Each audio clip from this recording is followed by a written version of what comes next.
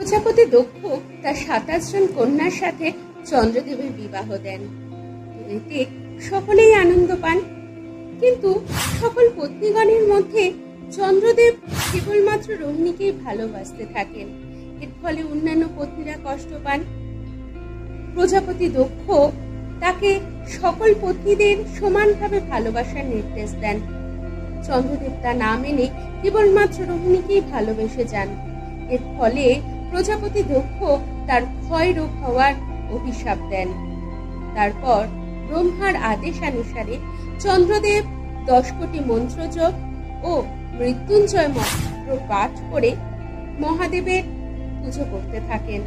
মহাদেব অত্যন্ত আনন্দিত হয়ে তার ক্ষয় রোগ নিবারণের আশীর্বাদ দেন এবং তপস্যা স্থানের নাম রাখলেন সোমেশ্বর।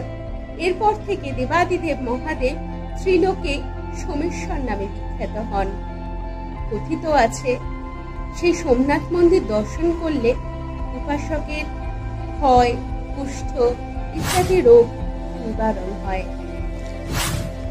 জয় মহাদেবের জয়।